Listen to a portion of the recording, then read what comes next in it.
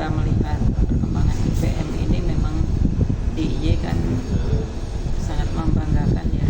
Kita di bawah DKI itu kan terutama karena memang kalau pengeluaran real per kapita DIY itu memang di bawah DKI. Tetapi kalau untuk indikator-indikator yang lain yang membentuk IPM seperti rata-rata lama sekolah dan harapan lama sekolah kita lebih unggul. Kalau untuk usia harapan hidup memang sedikit di bawah DKI juga. Sehingga dengan kondisi data yang membentuk IPM itu di DIY, kalau kita lihat di masing-masing kabupaten kota, di mana Kota Yogyakarta dan Sleman posisi DIY sebagai kota pelajar kan tentu saja tingkat pendidikannya juga akan berbeda dengan kota-kota yang lain. Nah, maka kalau tadi kota itu tertinggi di Indonesia karena dimensi-dimensinya itu bisa memang lebih tinggi sebagai pembentuk IPM. Begitu juga untuk Kabupaten Sleman gitu.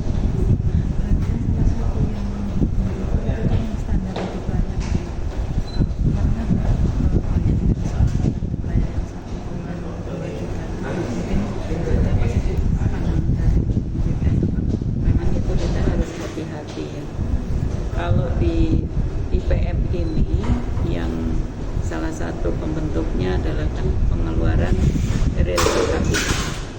Itu menggambarkan rata-rata pengeluaran masyarakat DIY. Jadi sekali lagi itu rata-rata pengeluaran masyarakat DIY dari hasil Susenas.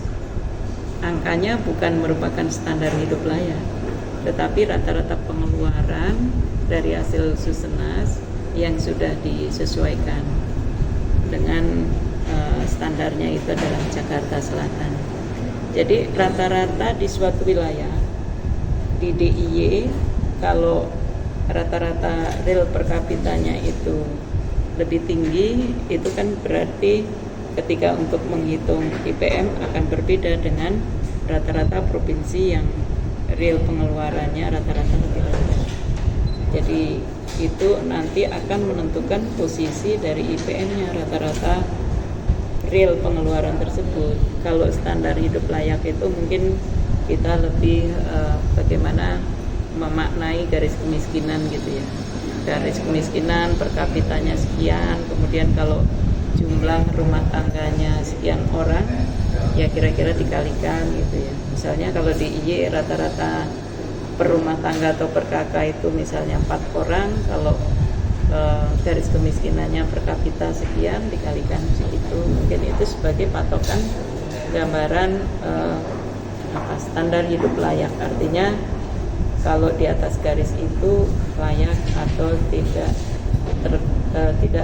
pada kategori miskin, tapi kalau di bawah yang standar tadi berarti kategori miskin. Jadi untuk pengeluaran real dalam penghitungan IPM ini sekali lagi angkanya yang sekian juta per kapita per orang per tahun tadi itu bukan standar hidup layak, tetapi itu adalah posisi rata-rata pengeluaran masyarakat DIY. Jadi dari yang pengeluarannya tinggi sampai yang terendah kita rata-ratakan, ketemulah itu. Bagaimana indeks pembangunan manusia yang merupakan di mana dimensi untuk membangun IPM ini adalah ada 3 dimensi, umur panjang dan hidup sehat, kemudian dimensi pengetahuan dan dimensi standar hidup layak. Dari 3 dimensi ini ada 4 indikator, yaitu umur harapan hidup. Ini semula berdasarkan sensus penduduk 2010 untuk angka IPM tahun 2024 ini sudah menggunakan hasil sensus penduduk 2020. Kemudian untuk indikator harapan lama sekolah dan rata-rata lama sekolah masih sama, sumbernya adalah dari Susenas. Kemudian untuk indikator pengeluaran real per kapita yang disesuaikan, semula menggunakan data Susenas dan PDRB. Untuk IPM tahun 2024 ini sumber datanya adalah pengeluaran real per kapita yang disesuaikan yang bersumber dari Susenas. Bagaimana memaknai IPM? Ini ada dua hal yang cukup mendasar yang perlu kita ketahui. Yang pertama adalah status IPM. Status IPM ini menggambarkan level pencapaian pembangunan manusia dalam suatu periode.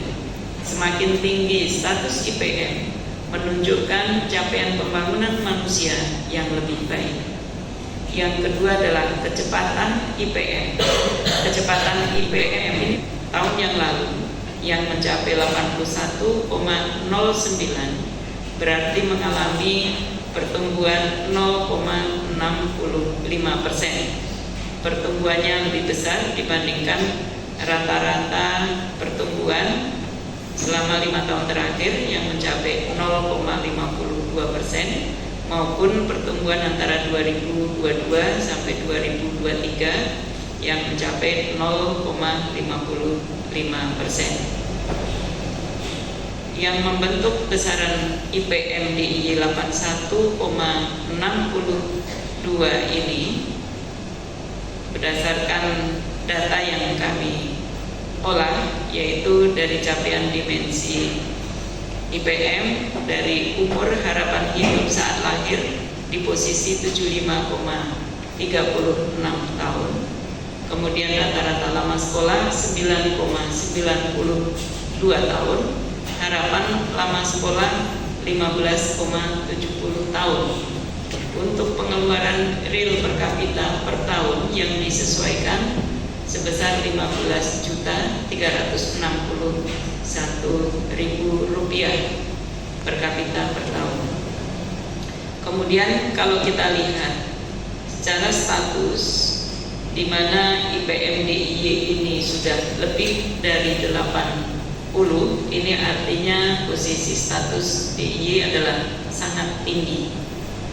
Untuk pertumbuhan pada tahun 2024 0,65% lebih tinggi dibandingkan pertumbuhan tahun 2023 0,55%. Jadi kalau kita kembali bagaimana memaknai untuk IPM DIY sudah di posisi status yang terbaik yaitu sangat tinggi, dan untuk pertumbuhannya lebih baik dari tahun sebelumnya.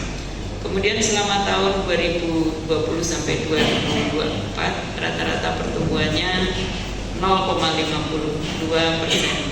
Per DIY naik 0,65%, lebih kecil dibandingkan dengan kenaikan IPM nasional yang mencapai 0,85%.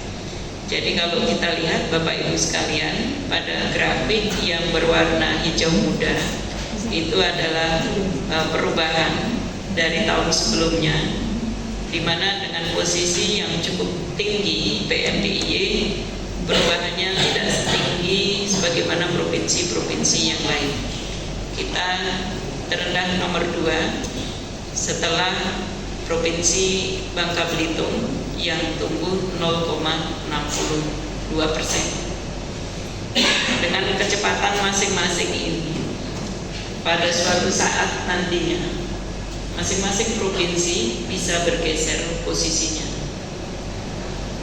Untuk provinsi-provinsi di Pulau Jawa, sebagaimana Bapak Ibu lihat pada grafik peta, kami dapat sampaikan bahwa memang posisi DIY di bawah DKI dan jauh lebih tinggi dibandingkan provinsi-provinsi yang lain seperti Jawa Barat, Jawa Tengah, Jawa Timur maupun Banten yang di luar DKI dan DIY ini masih statusnya tinggi, yaitu antara 70 sampai dengan 80. Jadi untuk 38 provinsi yang mencapai status sangat tinggi hanya DKI dan Daerah Istimewa Yogyakarta.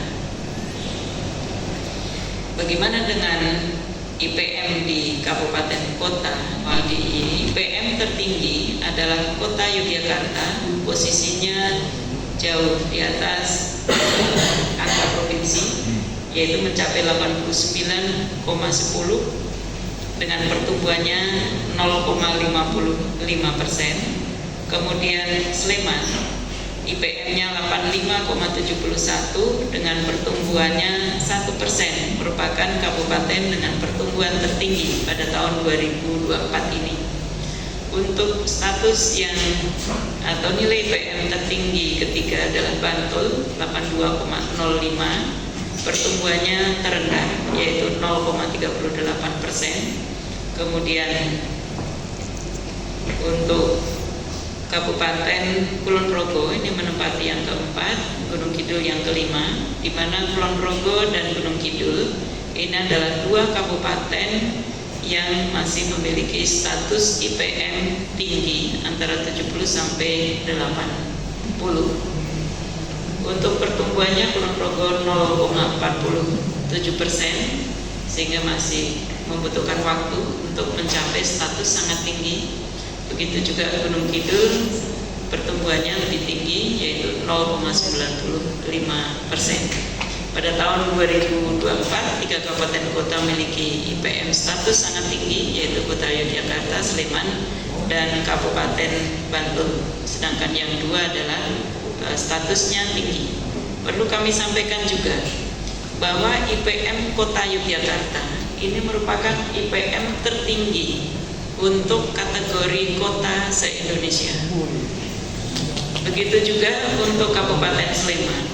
Ini merupakan kabupaten dengan IPM tertinggi dengan posisi wilayah dengan kabupaten. Jadi untuk status kota ini tertinggi di DIY yaitu Kota Yogyakarta, dan untuk kabupaten tertinggi se-Indonesia juga di DIY yaitu Kabupaten Sleman. Pertumbuhan tertinggi bahkan di Sleman ini di antara kabupaten kota mencapai 1%, sementara yang terendah adalah Kabupaten Bantul 0,38%. Sebagai ringkasan Indeks Pembangunan Manusia tahun 2024